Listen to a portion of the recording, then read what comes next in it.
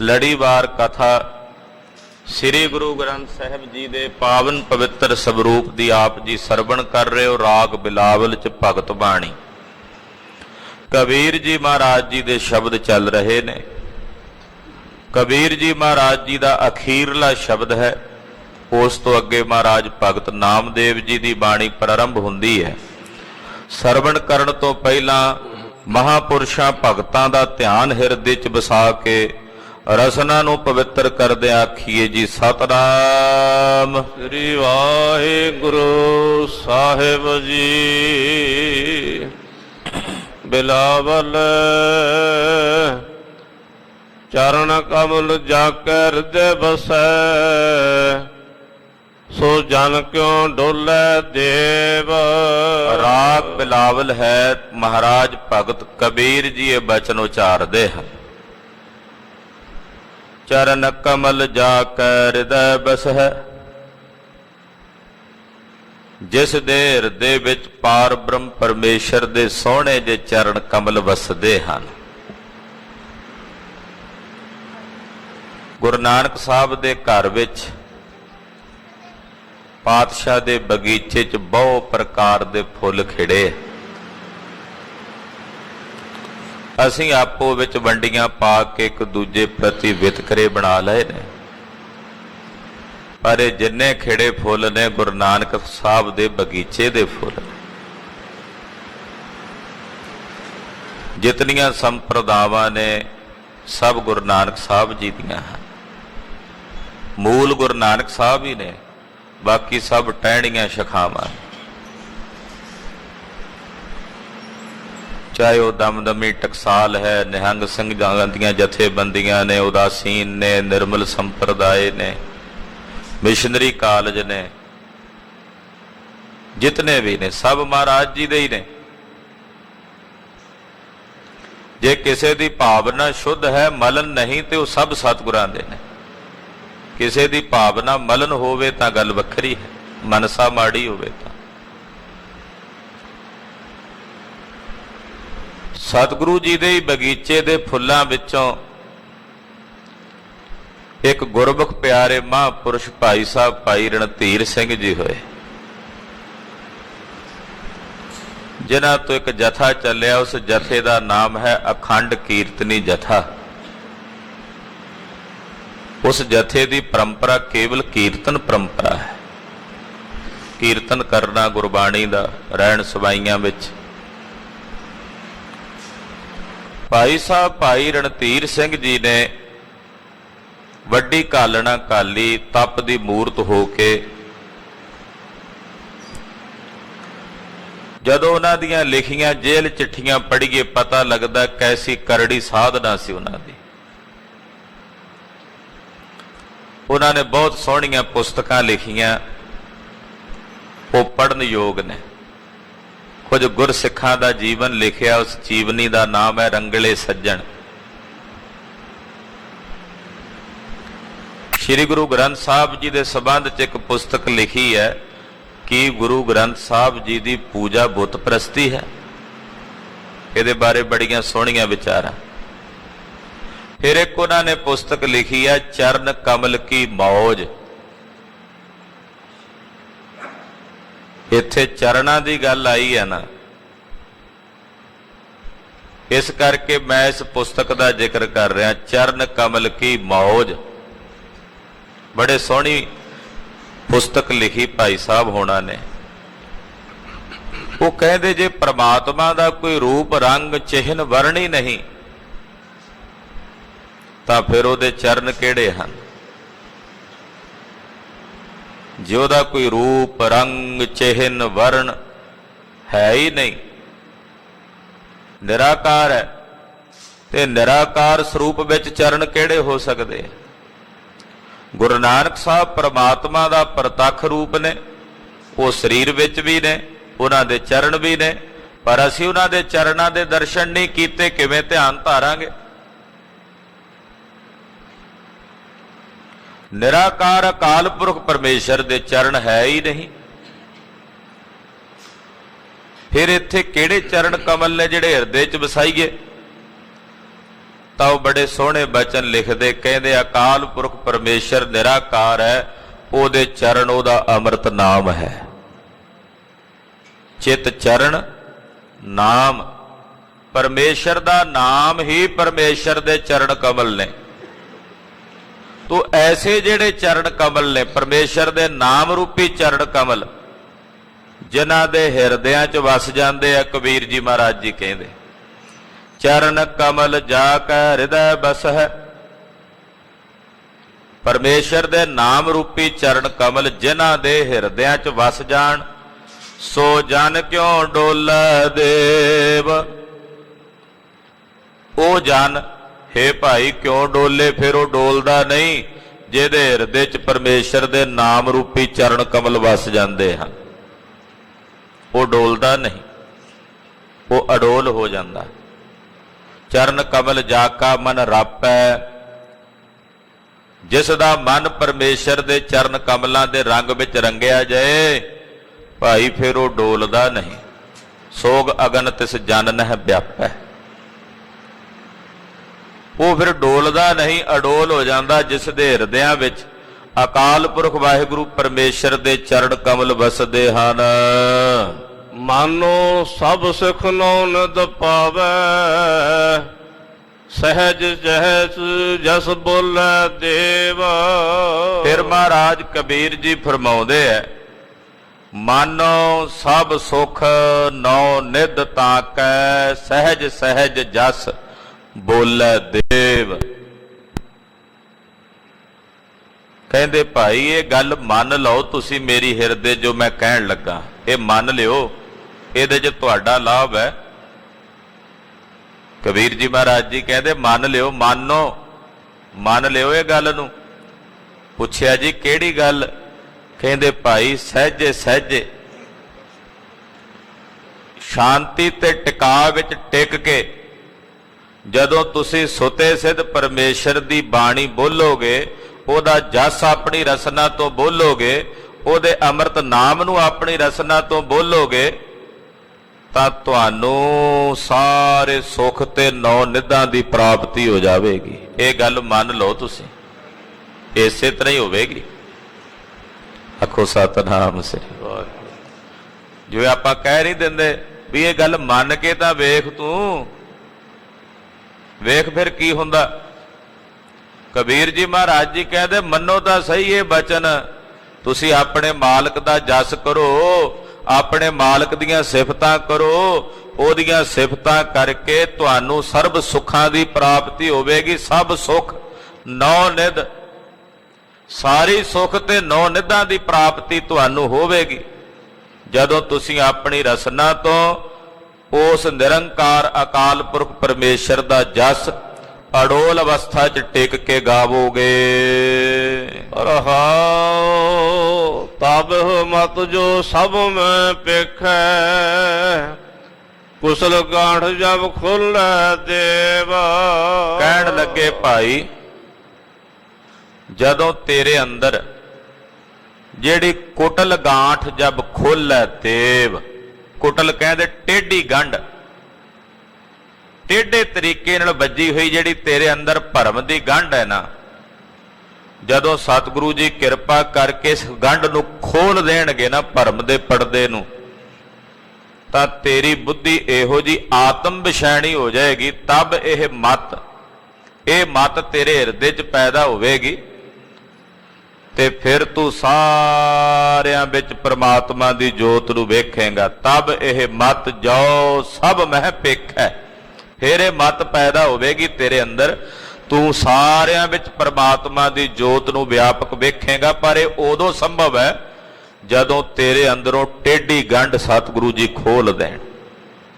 ਕੁਟਲ ਦਾ ਮਤਲਬ ਹੁੰਦਾ ਟੇਢੀ, ਟੇਢੀ ਗੰਢ ਤੇਰੇ ਅੰਦਰੋਂ ਜਦੋਂ ਸਾਹਿਬ ਜੀ ਨੇ ਖੋਲ ਦਿੱਤੀ, ਜਬ ਖੋਲੈ ਦੇਵ, ਖੋਲ ਦੇਣਗੇ ਦੇਵ ਸਤਿਗੁਰੂ ਜੀ, ਤਾਂ ਫਿਰ ਤੈਨੂੰ ਸਾਰਿਆਂ ਵਿੱਚ ਪ੍ਰਮਾਤਮਾ ਦੀ ਜੋਤ ਨਜ਼ਰ ਆਵੇਗੀ।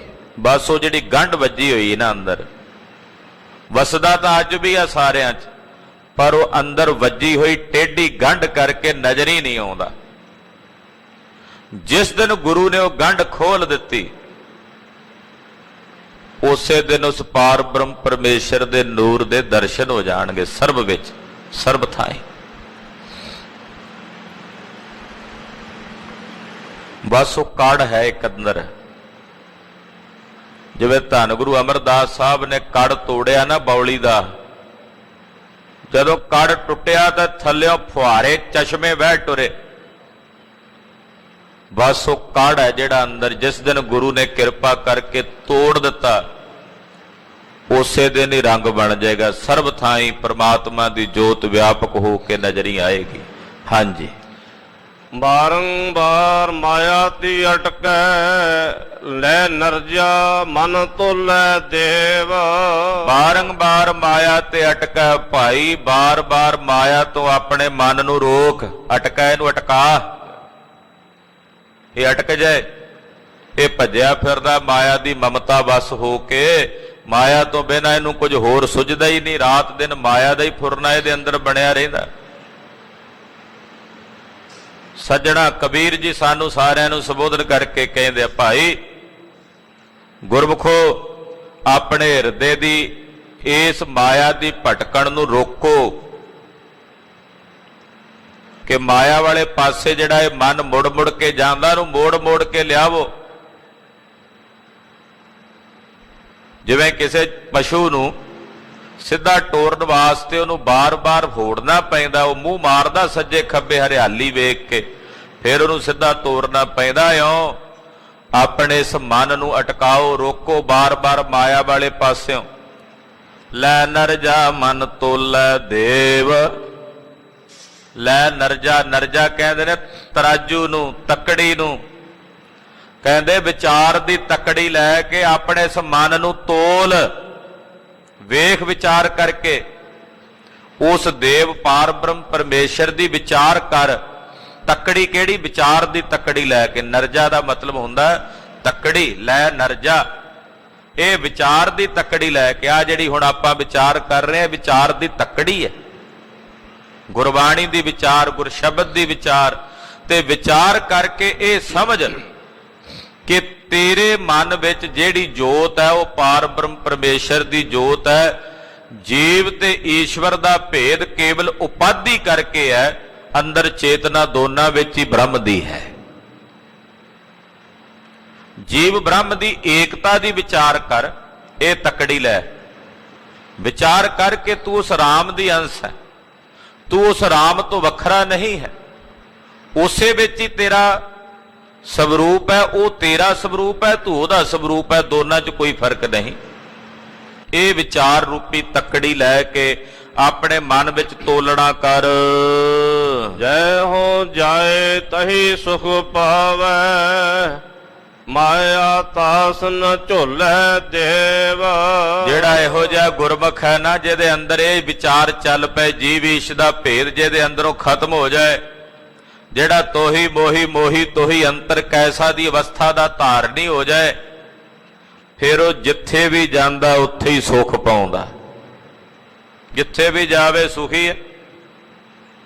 ਜਹ ਜਾਈਐ ਤਹਾਂ ਸੁਹੇਲੇ, ਜਿੱਥੇ ਜਾਂਦਾ ਫਿਰ ਉੱਥੇ ਹੀ ਸੁਖੀ ਹੈ। ਜਹ ਉਹ ਜਾਏ ਤਹੀਂ ਸੁਖ ਪਾਵੈ। ਸੰਸਾਰ ਦੇ ਕਿਸੇ ਕੋਨੇ 'ਚ ਚਲਾ ਜੋ ਸੁਖੀ। ਮਾਇਆ ਤਾਸ ਨਾ ਝੋਲੇ ਦੇਵ। ਕਹਿੰਦੇ ਜਿਹੜੇ ਮਾਇਆ ਦੇ ਝੋਲੇ ਨੇ ਨਾ, ਮਾਇਆ ਦੇ ਡਗਡੋਲੇ, ਭਾਈ ਉਹਨੂੰ ਫਿਰ ਡੁਲਾਉਂਦੇ ਨਹੀਂ। ਉਹ ਮਾਇਆ ਦੇ ਝੋਲਿਆਂ ਕਰਕੇ ਝੂਲਦਾ ਨਹੀਂ ਹੈ। ਸੰਸਾਰ ਦੇ ਕਿਸੇ ਕੋਨੇ 'ਚ ਕਿਤੇ ਚਲਾ ਜੇ ਉੱਥੇ ਹੀ ਸੁਖੀ ਰਹਿੰਦਾ। ਉਹਨੂੰ ਮਾਇਆ ਨਹੀਂ ਝੋਲਦੀ, ਜਾਂ ਉਹਨੂੰ ਮਾਇਆ ਦੀ ਝੋਲ ਨਹੀਂ ਵਿਆਪਦੀ। ਇਹੋ ਜੀ ਅਵਸਥਾ ਵਿੱਚ ਉਹ ਗੁਰਮੁਖ ਟਿਕ ਜਾਂਦਾ ਹੈ। ਕਹਿ ਕਬੀਰ ਮੇਰਾ ਮਨ ਮਾਨਿਆ, ਰਾਮ ਪ੍ਰੀਤ ਕੀਓ ਲੈ ਦੇਵ।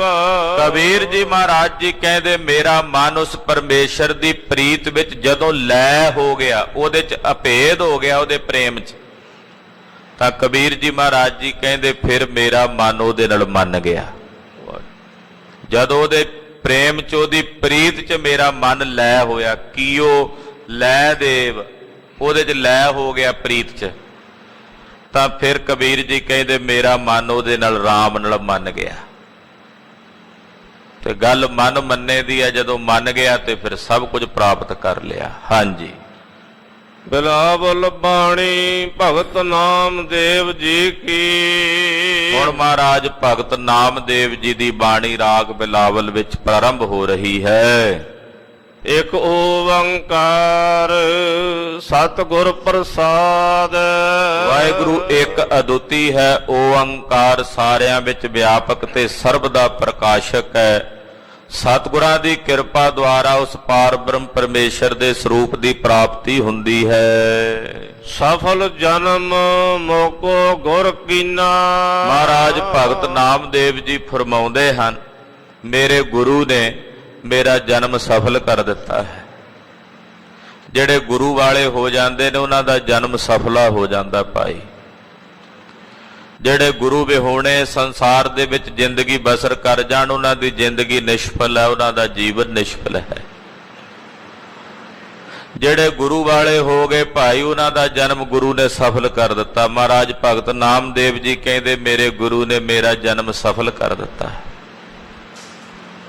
ਮੈਂ ਐਸੇ ਕਿਤਨੇ ਗੁਰਸਿੱਖਾਂ ਦੇ ਦਰਸ਼ਨ ਕਰਦਾ ਹਾਂ, ਬਹੁਤ ਗੁਰਸਿੱਖ ਮਿਲਦੇ, ਉਹ ਕਹਿੰਦੇ ਜਦੋਂ ਸਤਿਗੁਰਾਂ ਦੀ ਸ਼ਰਨ ਨਹੀਂ ਸੀ ਆਏ, ਜਦੋਂ ਅਸੀਂ ਨਹੀਂ ਸੀ ਗੁਰੂ ਘਰ ਆਉਂਦੇ, ਨਹੀਂ ਸੀ ਸੰਗਤ ਕਰਦੇ, ਮਹਾਰਾਜ ਸਾਡੀ ਜ਼ਿੰਦਗੀ ਨਰਕ ਵਰਗੀ ਸੀ। ਜਿਸ ਦਿਨ ਦੇ ਸਤਿਗੁਰਾਂ ਦੀ ਸੰਗਤ ਵਿੱਚ ਆ ਕੇ ਗੁਰੂ ਕੇ ਦਰਸ਼ਨ ਕਰਨ ਲੱਗ ਪਏ ਆ, ਬਾਣੀ ਪੜ੍ਹਨ ਲੱਗ ਪਏ ਆ, ਇਉਂ ਜਾਪਦਾ ਸਤਿਗੁਰਾਂ ਨੇ ਨਰਕ ਚੋਂ ਕੱਢ ਕੇ ਸਵਰਗ ਵਿੱਚ ਵਸਾ ਦਿੱਤਾ ਹੈ। ਕੋਈ ਸਾਡੀ ਜ਼ਿੰਦਗੀ ਸੀ। ਕਹਿੰਦੇ ਅਸੀਂ ਕੰਬ ਜਾਂਦੇ ਹਾਂ ਆਪਣੇ ਉਹਨਾਂ ਦਿਨਾਂ ਨੂੰ ਚੇਤੇ ਕਰਕੇ ਜਦੋਂ ਅਸੀਂ ਭੈੜੀਆਂ ਸੰਗਤਾਂ ਵਿੱਚ ਵੱਧ ਫੈਲੀਆਂ ਕਰਦੇ ਸਾਂ। ਯਾਨੀ ਕਿ ਗੁਰੂ ਸਾਹਿਬ ਆਪਣੇ ਸੇਵਕ ਦਾ ਜੀਵਨ ਸਫਲ ਬਣਾ ਦਿੰਦੇ ਹੈ। ਪਿਛਲੇ ਔਗਣ ਨਹੀਂ ਵੇਖਦੇ, ਪਿਛਲੇ ਗੁਨਾਹ ਨਹੀਂ ਵੇਖਦੇ। ਜਦੋਂ ਸ਼ਰਨ 'ਚ ਆ ਗਿਆ ਉਹਦੇ ਸਾਰੇ ਪਿਛਲੇ ਗੁਨਾਹ ਬਖਸ਼ ਕੇ ਉਹਦੀ ਜ਼ਿੰਦਗੀ ਸਫਲੀ ਬਣਾ ਦਿੰਦੇ ਹਨ। ਧੰਨ ਭਗਤ ਨਾਮਦੇਵ ਜੀ ਮਹਾਰਾਜ ਕਹਿੰਦੇ ਮੇਰੇ ਗੁਰੂ ਨੇ ਮੇਰਾ ਜਨਮ ਸਫਲਾ ਕਰ ਦਿੱਤਾ ਹੈ। ਦੁਖ ਵਿਸਾਰ ਸੁਖ ਅੰਤਰ ਲੀਨਾ। ਮੇਰਾ ਦੁੱਖ ਦੂਰ ਕਰ ਦਿੱਤਾ। ਦੁੱਖ ਵਿਸਾਰ, ਮੇਰੇ ਗੁਰੂ ਨੇ ਮੇਰੇ ਦੁੱਖ ਦੂਰ ਕਰ ਦਿੱਤੇ ਨੇ। ਜਿੰਨੇ ਵੀ ਦੁੱਖ ਸੀ ਸਾਰੇ ਦੂਰ ਕਰ ਦਿੱਤੇ ਨੇ। ਮੇਰਾ ਹਿਰਦਾ ਸੁਖ ਦੇ ਵਿੱਚ ਲੀਨ ਹੋ ਗਿਆ। ਹੁਣ ਉਹ ਸੁਖ ਬਾਹਰੋਂ ਨਹੀਂ, ਸੁਖ ਅੰਤਰ। ਵੈਸੇ ਸੁਖ ਹੈ ਹੀ ਅੰਦਰ, ਬੰਦਾ ਭੁਲੇਖੇ 'ਚ ਹੀ ਬਾਹਰ ਪਾਲਦਾ। ਸੁਖ ਹੈ ਹੀ ਅੰਦਰ। ਕੋਈ ਵਸਤੂ ਪ੍ਰਾਪਤ ਹੋਵੇ ਤੇ ਤੁਹਾਡੇ ਹਿਰਦੇ 'ਚ ਕਿੱਥੇ ਖੁਸ਼ੀ ਹੁੰਦੀ ਹੈ। ਤੁਸੀਂ ਕਿਸੇ ਵਸਤੂ ਨੂੰ ਜਦੋਂ ਬੜੇ ਸ਼ਿੱਦਤ ਨਾਲ ਚਾਹੁੰਦੇ ਹੋ, ਜਦੋਂ ਮਿਲਦੀ ਹੈ ਉਹ ਸੁੱਖ ਤੁਹਾਨੂੰ ਉਸ ਵਸਤੂ ਵਿੱਚੋਂ ਮਹਿਸੂਸ ਹੁੰਦਾ ਜਾਂ ਤੁਹਾਡੀ ਛਾਤੀ ਦੇ ਵਿੱਚ ਤੁਹਾਨੂੰ ਮਹਿਸੂਸ ਹੁੰਦਾ? ਛਾਤੀ 'ਚ ਮਹਿਸੂਸ ਹੁੰਦਾ ਨਾ, ਇੱਥੇ ਗੁਦਗੁਦੀ ਹੁੰਦੀ ਹੈ, ਖੁਸ਼ੀ ਦਾ ਅਹਿਸਾਸ ਹੁੰਦਾ। ਇਹਦਾ ਮਤਲਬ ਹੈ ਖੁਸ਼ੀ ਉਸ ਵਸਤੂ 'ਚ ਨਹੀਂ ਸੀ, ਅੰਦਰ ਸੀ। ਥੋੜੀ ਜਿਹੀ ਝਲਕ ਦਿਸੀ ਹੈ ਤਾਂ ਹਿਰਦਾ ਖੁਸ਼ ਹੋਇਆ। ਆਤਮ ਗਿਆਨੀ ਮਹਾਪੁਰਸ਼ ਜਦੋਂ ਉਸ ਆਤਮਾ ਦੇ ਆਨੰਦ ਵਿੱਚ ਟਿਕ ਜਾਂਦੇ ਨੇ, ਉਹ ਸदैवी ਸੁੱਖ ਨੂੰ ਮਾਣਨ ਲੱਗ ਪੈਂਦੇ ਹੈ। ਭਗਤ ਨਾਮਦੇਵ ਜੀ ਮਹਾਰਾਜ ਜੀ ਨੇ ਉਸ ਸੁੱਖ ਨੂੰ ਮਾਣਿਆ। ਇਸ ਕਰਕੇ ਕਹਿ ਰਹੇ ਨੇ ਕਿ ਮੈਂ ਆਪਣੇ ਅੰਦਰ ਉਸ ਸੁੱਖ ਨੂੰ ਲੈਣਾ ਸ਼ੁਰੂ ਕਰ ਦਿੱਤਾ। ਮੇਰੇ ਗੁਰੂ ਨੇ ਮੇਰੇ ਦੁੱਖ ਵਿਸਾਰ ਦਿੱਤੇ ਹਨ। ਗਿਆਨ ਅੰਜਨ ਮੋਕੋ ਗੁਰ ਦੀਨਾ। ਮੇਰੇ ਗੁਰੂ ਨੇ ਮੇਰੀਆਂ ਅੱਖਾਂ 'ਚ ਗਿਆਨ ਦਾ ਸੁਰਮਾ ਪਾ ਦਿੱਤਾ। ਗਿਆਨ ਅੰਜਨ, ਗਿਆਨ ਦਾ ਸੁਰਮਾ, ਅਵਿਦਿਆ ਤੇ ਅਗਿਆਨਤਾ ਦੇ ਜਾਲੇ ਨੂੰ ਦੂਰ ਕਰਨ ਲਈ ਗੁਰੂ ਨੇ ਆਪਣੇ ਗਿਆਨ ਦੇ ਮਮੋਲੇ ਨੂੰ ਸਾਡੇ ਨੇਤਰਾਂ 'ਚ ਪਾ ਦਿੱਤਾ। ਇਹ ਮਮੀਰਾ ਹੈ। ਕਹਿੰਦੇ ਮਮੀਰਾ ਅੱਖਾਂ 'ਚ ਪਾਇਆ ਜੇ ਤੇ ਜਾਲਾ ਦੂਰ ਹੋ ਜਾਂਦਾ ਨਾ। ਸਤਿਗੁਰੂ ਸੱਚੇ ਪਾਤਸ਼ਾਹ ਦਾ ਗਿਆਨ ਇਹ ਐਸਾ ਮਮੀਰਾ ਹੈ ਕਿ ਸਾਡੀਆਂ ਅੱਖਾਂ ਦੇ ਜਾਲੇ ਨੂੰ ਦੂਰ ਕਰਕੇ, ਭਰਮ ਦੇ ਪਰਦੇ ਨੂੰ ਦੂਰ ਕਰਕੇ ਚਾਨਣਾ ਕਰਨ ਵਾਲਾ ਹੈ। ਗਿਆਨ ਅੰਜਨ ਗੁਰ ਦੀਆ, ਗਿਆਨ ਅੰਧੇਰ ਵਿਨਾਸ਼। ਗਿਆਨ ਦਾ ਸੁਰਮਾ ਜਦੋਂ ਗੁਰੂ ਨੇ ਅੱਖਾਂ 'ਚ ਪਾਇਆ ਤੇ ਅਗਿਆਨਤਾ ਦਾ ਹਨੇਰਾ ਨਾਲ ਹੀ ਬਿਨਸ ਗਿਆ। ਹਾਂਜੀ। ਰਾਮ ਨਾਮ ਬਿਨ ਜੀਵਨ ਮਨ ਹੀਨਾ। ਰਾਮ ਦੇ ਨਾਮ ਤੋਂ ਬਿਨਾਂ ਮਨੁੱਖ ਦਾ ਇਹ ਜੀਵਨ ਹੀਣਾ ਹੈ, ਕਿਸੇ ਕੰਮ ਦਾ ਨਹੀਂ। ਮਹਾਰਾਜ ਭਗਤ ਨਾਮਦੇਵ ਜੀ ਕਹਿੰਦੇ ਪਰਮੇਸ਼ਰ ਦੇ ਨਾਮ ਤੋਂ ਬਿਨਾਂ ਇਹ ਜੀਵਨ ਹੀਣਾ ਕਹੀਏ, ਕਿਸੇ ਕੰਮ ਦਾ ਨਹੀਂ। ਹੀਣਾ ਆਪਾਂ ਕਹਿੰਦੇ ਤਾਂ ਬੰਦਾ ਹੀ ਹੀਣਾ, ਕਿਸੇ ਕੰਮ ਦਾ ਨਹੀਂ। ਭਗਤ ਨਾਮਦੇਵ ਜੀ ਕਹਿੰਦੇ ਜਿਹੜਾ ਨਾਮ ਨਹੀਂ ਜਪਦਾ ਉਹਦਾ ਜੀਵਨ ਹੀ ਹੀਣਾ, ਕਿਸੇ ਵੀ ਕੰਮ ਦਾ ਨਹੀਂ, ਉਹਦਾ ਜੀਵਨ ਨਿਸ਼ਫਲ ਹੈ। ਰਹਾਉ ਨਾਮ ਦੇ ਸਿਮਰਨ ਕਰ ਜਾਨਾ। ਭਗਤ ਨਾਮਦੇਵ ਜੀ ਕਹਿੰਦੇ ਮੈਂ ਕੱਲੀਆਂ ਹਵਾ 'ਚ ਗੱਲਾਂ ਨਹੀਂ ਪਿਆ ਕਰਦਾ ਵੀ ਏਦਾਂ ਹੀ ਮੂੰਹ 'ਚੋਂ ਗੱਲਾਂ ਕਰਦਾ ਹੋਵਾਂ ਇਹ ਸਾਰੀਆਂ।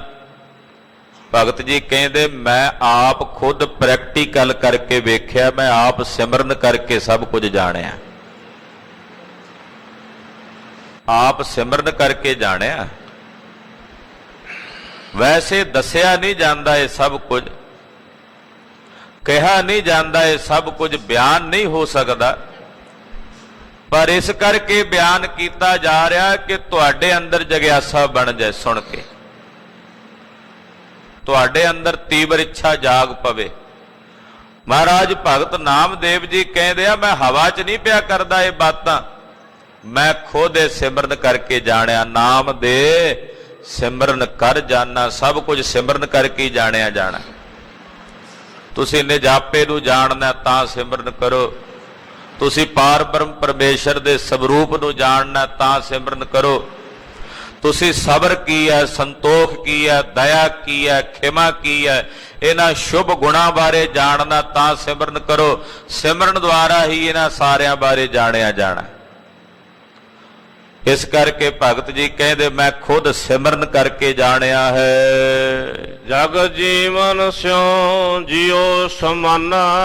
ਜਿਸ ਦਿਨ ਸਿਮਰਨ ਦੀ ਆਰੰਭਤਾ ਕੀਤੀ, ਸਿਮਰਨ ਕਰਦਿਆਂ ਕਰਦਿਆਂ ਜਗਤ ਦਾ ਜੀਵਨ ਅਕਾਲ ਪੁਰਖ ਪਰਮੇਸ਼ਰ ਕਹਿੰਦੇ ਉਹਦੇ ਵਿੱਚ ਮੇਰਾ ਜੀੜਾ ਸਮਾਨਾ ਸਮਾ ਗਿਆ, ਉਹਦੇ ਵਿੱਚ ਮੇਰਾ ਹਿਰਦਾ ਸਮਾ ਕੇ ਅਭੇਦ ਹੋ ਗਿਆ।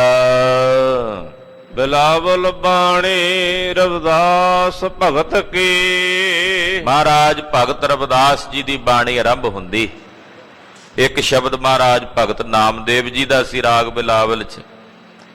ਹੁਣ ਅੱਗੇ ਮਹਾਰਾਜ ਭਗਤ ਰਵਿਦਾਸ ਜੀ ਮਹਾਰਾਜ, ਦੋ ਸ਼ਬਦ ਭਗਤ ਰਵਿਦਾਸ ਜੀ ਦੇ ਰਾਗ ਬਿਲਾਵਲ 'ਚ, ਤੇ ਇੱਕ ਸ਼ਬਦ ਮਹਾਰਾਜ ਭਗਤ ਸਦਨਾ ਜੀ ਦਾ ਹੈ।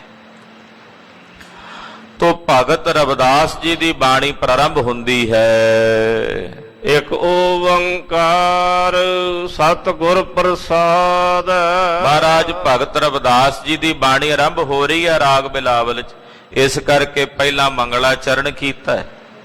ਇੱਕ ਅਦੁੱਤੀ ਅਕਾਲ ਪੁਰਖ ਵਾਹਿਗੁਰੂ ਪਰਮੇਸ਼ਵਰ ਓੰਕਾਰ ਜੋ ਸਭ ਦਾ ਪੈਦਾ ਕਰਨ ਵਾਲਾ, ਪਾਲਣ ਵਾਲਾ ਤੇ ਸੰਘਾਰਨੇ ਵਾਲਾ ਹੈ। ਤ੍ਰਈ ਕਾਲ ਸਤ ਹੈ, ਗੁਰ ਚੇਤਨ ਹੈ, ਪ੍ਰਸਾਦ ਆਨੰਦ ਸਵਰੂਪ ਹੈ। ਦਾਦਰ ਦੇਖ ਸਭ ਕੋ ਹਸੈ, ਐਸੀ ਦਸ਼ਾ ਹਮਾਰੀ। ਪਰਮੇਸ਼ਰ ਅੱਗੇ ਬੇਨਤੀ ਕਰ ਰਹੇ ਨੇ ਅਕਾਲ ਪੁਰਖ ਦੇ, ਪ੍ਰਭੂ ਮੈਂ ਕੈਸਾ ਸੀ ਪਹਿਲੋਂ, ਦਾਰਦ ਦੇਖ ਸਭ ਕੋ ਹਸੈ। ਮੇਰਾ ਦਲਿੱਦਰ ਵੇਖ ਕੇ ਨਾ, ਮੇਰੀ ਗਰੀਬੀ ਵੇਖ ਕੇ, ਮੇਰੀ ਹਾਲਤ ਵੇਖ ਕੇ ਸਭ ਹੱਸਦੇ ਸੀ। ਦਾਰਦ ਦੇਖ ਸਭ ਕੋ ਹਸੈ, ਸਭ ਹੱਸਦੇ ਸੀ, ਮਖੌਲ ਉਡਾਉਂਦੇ ਸੀ ਲੋਕ। ਅਕਸਰ ਜਿਹੜਾ ਬੰਦਾ ਦਲਿੱਦਰੀ ਹੈ, ਦਲਿੱਦਰੀ ਦਾ ਮਤਲਬ ਉਹੀ ਨਹੀਂ ਹੁੰਦਾ ਜਿਹੜਾ ਆਲਸੀ ਹੋਵੇ। ਦਲਿੱਦਰੀ ਜਿਹੜਾ ਗਰੀਬ ਹੈ, ਕੰਗਲਾ ਹੈ। ਜਿਵੇਂ ਕਹਾਵਤ ਹੈ ਨਾ ਵੀ ਚਿੜੀਆਂ ਦਾ ਮਰਨਾ ਤੇ ਗਵਾਰਾਂ ਦਾ ਹਾਸਾ, ਉਹ ਹਾਲਾਤ ਨੇ ਸਮਾਜ ਦੇ। ਕੋਈ ਦਾਰਦ ਹੈ, ਦੁਖੀ ਹੈ, ਲੋਕ ਵੇਖ ਕੇ ਉਹਦੇ ਤੇ ਤਰਸ ਨਹੀਂ ਕਰਦੇ, ਸਗੋਂ ਹੱਸਦੇ ਐ। ਕੋਈ ਬੰਦਾ ਚਲਦਾ ਚਲਦਾ ਸਾਡੇ ਸਾਹਮਣੇ ਡਿੱਗ ਪਏ, ਮੇਰਾ ਖਿਆਲ ਹੋਵੇਗਾ ਵੀ ਉਸ ਡਿੱਗੇ ਹੋਏ ਮਨੁੱਖ ਦੇ ਉੱਤੇ ਤਰਸ ਕਰਨ ਵਾਲਾ ਸ਼ਾਇਦ ਕੋਈ ਇੱਕ ਅੱਧਾ ਹੋਵੇ, 99 ਬੰਦੇ ਹੱਸਣਗੇ ਵੀ ਡਿੱਗ ਗਿਆ। ਕੋਈ ਇੱਕ ਅੱਧਾ ਹੀ ਹੋਵੇਗਾ ਵੀ ਕਿਤੇ ਡਿੱਗ ਪਿਆ, ਸੱਟ ਨਾ ਲੱਗ ਗਈ ਹੋਵੇ, ਉਹ ਸੋਚੇ, ਨਹੀਂ ਤਾਂ ਸਾਰਿਆਂ ਦਾ ਹਾਸਾ ਨਿਕਲ ਪੈਂਦਾ। ਇਹ ਹੈ ਮਾਨਸਿਕਤਾ ਮਨੁੱਖਾਂ ਦੀ, ਸਾਡੇ ਸਮਾਜ ਦੀ। ਇੱਥੇ ਡਿੱਗਿਆਂ ਹੋਇਆਂ ਨੂੰ ਚੁੱਕਣ ਦੀ ਬਜਾਏ ਉਹਨਾਂ ਤੇ ਹੱਸਿਆ ਜਾਂਦਾ। ਮਹਾਰਾਜ ਭਗਤ ਰਵਿਦਾਸ ਜੀ ਖੁਦ ਆਪਣੀ ਦਸ਼ਾ ਦੱਸ ਰਹੇ ਨੇ ਵੀ ਮੈਂ ਇਹੋ ਜੀ ਦਸ਼ਾ ਚੋਂ ਨਿਕਲਿਆ। ਹੇ ਮੇਰੇ ਰੱਬ ਜੀ, ਮੈਂ ਇਹੋ ਜਿਹੇ ਹਾਲਾਤਾਂ ਚੋਂ ਨਿਕਲਿਆ ਕਿ ਮੇਰਾ ਦਰਦ ਵੇਖ ਕੇ ਸਭ ਹੱਸਦੇ ਸੀ, ਪਾਸਾ ਵੱਟ ਲੈਂਦੇ ਸੀ। ਇਹੋ ਜਿਹੇ ਆਲਮਾਂ ਦੇ ਵਿੱਚੋਂ ਗੁਜ਼ਰਿਆ ਕਿ ਰਿਸ਼ਤੇਦਾਰ ਸਰਬੰਧੀ ਮੁੱਖ ਮੋੜ ਲੈਂਦੇ ਸਨ, ਕਿਤੇ ਕੋਈ ਮੰਗ ਨਾ ਲਵੇ। ਸਭ ਹੱਸਦੇ ਸਨ, ਐਸੀ ਦਸ਼ਾ ਹਮਾਰੀ। हे ਪ੍ਰਭੂ, ਇਹੋ ਜੀ ਸਾਡੀ ਦਸ਼ਾ ਸੀ, ਇਹੋ ਜੀ ਸਾਡੀ ਹਾਲਤ ਸੀ।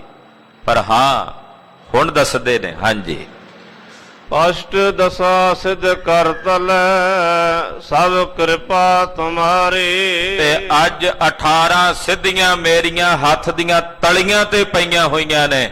हे ਦਾਤਿਆ, ਇਹ ਸਭ ਤੇਰੀ ਕਿਰਪਾ ਹੈ। ਆਖੋ ਸਤਨਾਮ ਸ੍ਰੀ।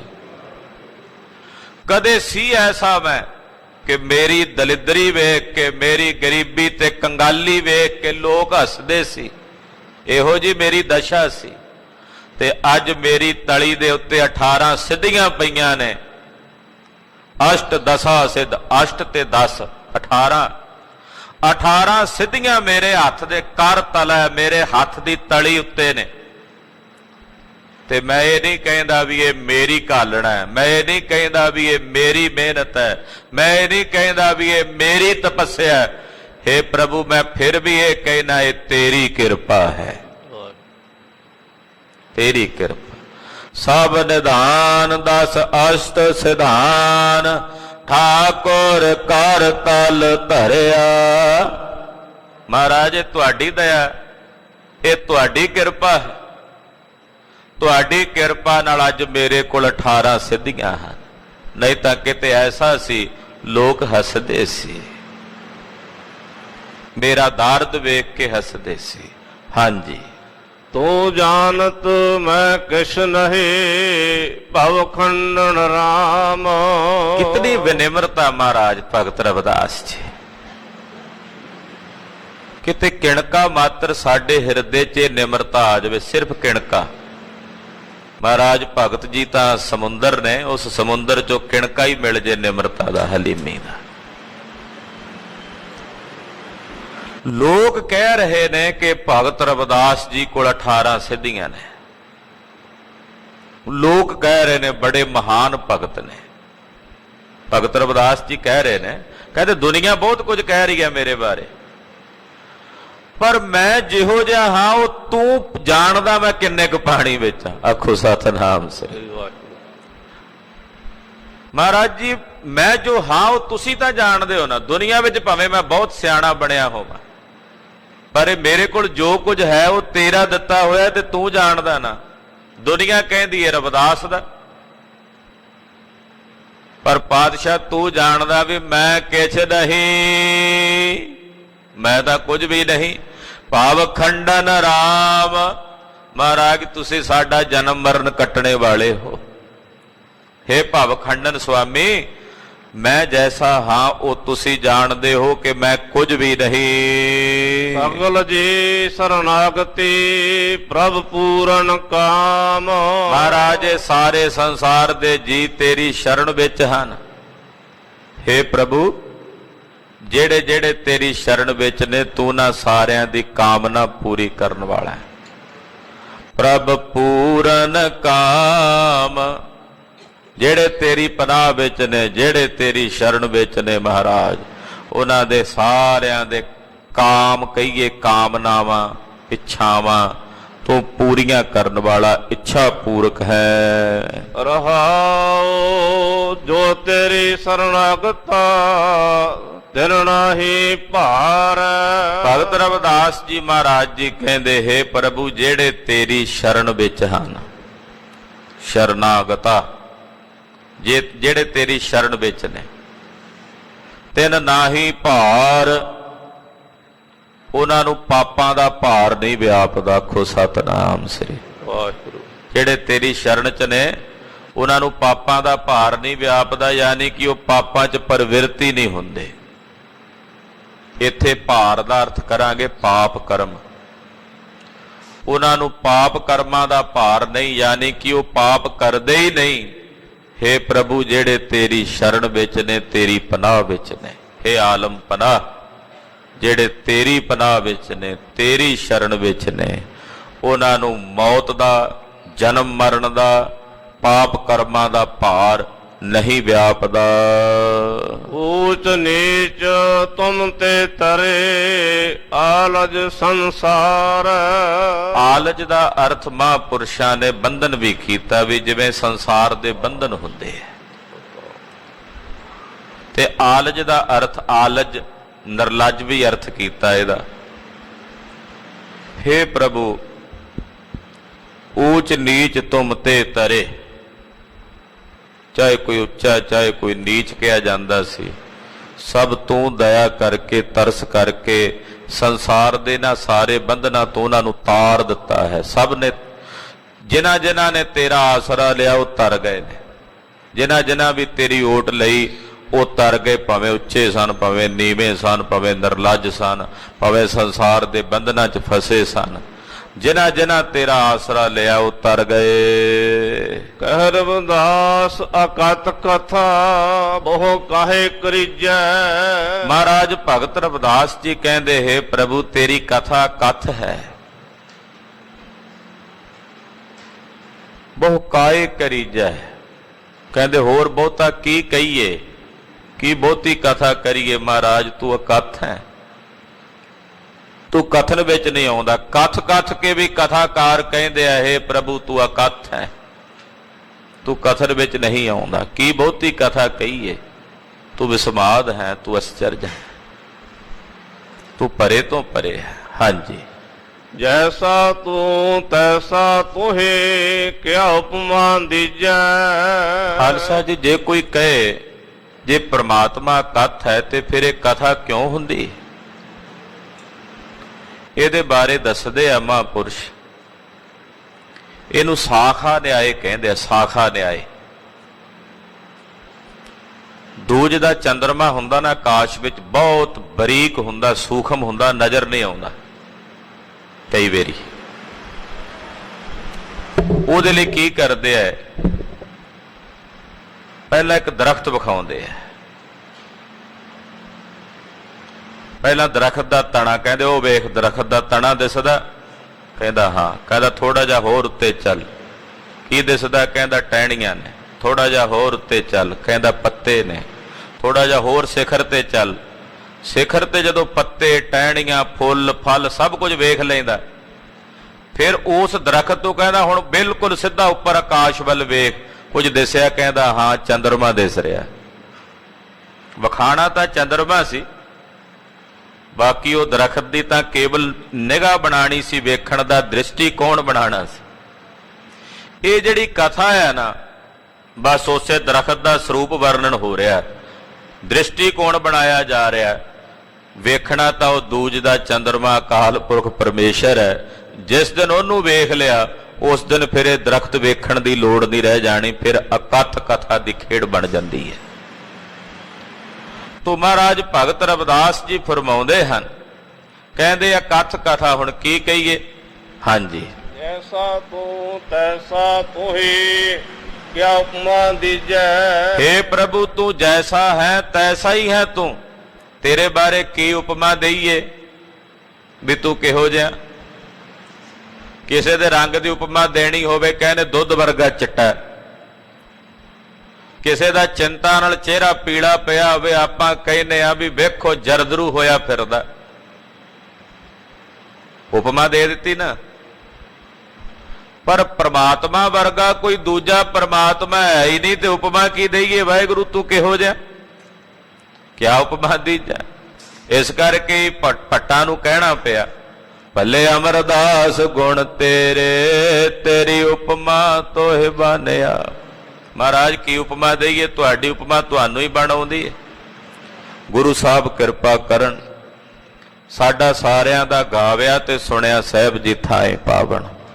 ਹੋਈਆਂ ਭੁੱਲਾਂ ਚੁੱਕਾਂ ਦੀ ਖਿਮਾ। ਸਾਧ ਸੰਗਤ ਜੀ ਬੇਨਤੀ ਹੈ ਕਿ 14 ਜੂਨ ਤੋਂ ਲੈ ਕੇ 20 ਜੂਨ ਤੱਕ ਗੁਰਦੁਆਰਾ ਸ੍ਰੀ ਦੁੱਖ ਨਿਵਾਰਨ ਸਾਹਿਬ ਵਿਖੇ ਛੋਟੇ ਬੱਚਿਆਂ ਦਾ ਗੁਰਮਤਿ ਸਿਖਲਾਈ ਕੈਂਪ ਲੱਗ ਰਿਹਾ ਹੈ। ਤਕਰੀਬਨ 7 ਦਿਨਾਂ ਦਾ ਇਹ ਕੈਂਪ ਹੋਵੇਗਾ। ਛੁੱਟੀਆਂ ਦੇ ਦਿਨ ਹਨ। ਆਪ ਜੀ ਆਪਣੇ ਬੱਚਿਆਂ ਨੂੰ ਇਸ ਕੈਂਪ ਦੇ ਵਿੱਚ ਸ਼ਮੂਲੀਅਤ ਕਰਵਾ ਕੇ ਜੋ ਗੁਰਸਿੱਖੀ ਦੀ ਬੇਸਿਕ ਜਾਣਕਾਰੀ ਹੈ ਉਹਦੇ ਬਾਰੇ ਬੱਚਿਆਂ ਨੂੰ ਸੁਸਿੱਖਿਅਤ ਕਰੀਏ। ਇਹ ਸਾਡਾ ਸਾਰਿਆਂ ਦਾ ਫਰਜ਼ ਬਣਦਾ ਹੈ। ਜਿਨ੍ਹਾਂ ਨੇ ਵੀ ਆਪਣੇ ਬੱਚਿਆਂ ਨੂੰ ਇਸ ਗੁਰਮਤਿ ਸਿਖਲਾਈ ਕੈਂਪ ਦੇ ਵਿੱਚ ਹਾਜ਼ਰੀ ਭਰਵਾਉਣੀ ਹੈ ਉਹ ਹੈੱਡ ਗ੍ਰੰਥੀ ਸਾਹਿਬ ਦੇ ਦਫ਼ਤਰ ਵਿੱਚ ਜਾ ਕੇ ਆਪਣੇ ਬੱਚਿਆਂ ਦੇ ਨਾਮ ਤੇ ਉਮਰ ਲਿਖਾ ਦੇਣ। ਨਾਲ ਆਪਣੇ ਮੋਬਾਈਲ ਨੰਬਰ ਲਿਖਾਏ ਜਾਣ ਤਾਂ ਜੋ ਉਹਨਾਂ ਬੱਚਿਆਂ ਵਾਸਤੇ ਪੂਰਾ ਸਹੀ ਪ੍ਰਬੰਧ, ਜਿਹੜੇ ਬੱਚੇ ਬਾਹਰੋਂ ਆਉਣਗੇ ਉਹਨਾਂ ਦੇ ਇੱਥੇ ਰਿਹਾਇਸ਼ ਦਾ ਵੀ ਪ੍ਰਬੰਧ ਗੁਰਦੁਆਰਾ ਸਾਹਿਬ ਦੇ ਪ੍ਰਬੰਧ ਵੱਲੋਂ ਕੀਤਾ ਜਾਵੇਗਾ। ਇਹ ਬੇਨਤੀ ਆਪ ਜੀ ਨੇ ਪ੍ਰਵਾਨ ਕਰਨੀ ਜੀ। ਵਾਹਿਗੁਰੂ ਵਾਹਿਗੁਰੂ ਵਾਹਿਗੁਰੂ ਵਾਹਿਗੁਰੂ।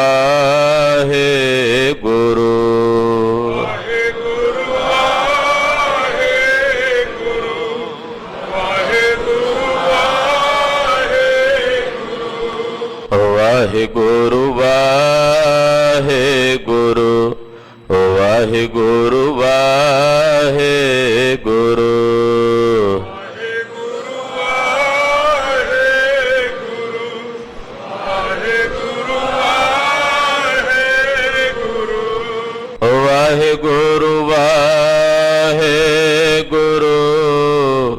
ਵਾਹਿਗੁਰੂ ਵਾਹਿਗੁਰੂ ਵਾਹਿਗੁਰੂ ਵਾਹਿਗੁਰੂ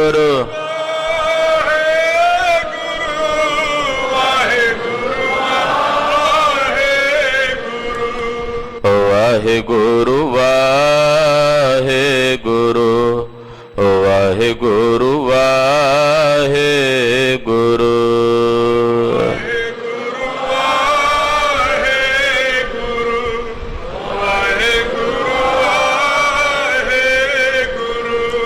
ਵਾਹਿਗੁਰੂ ਜੀ ਕਾ ਖਾਲਸਾ ਵਾਹਿਗੁਰੂ ਜੀ ਕੀ ਫਤਿਹ।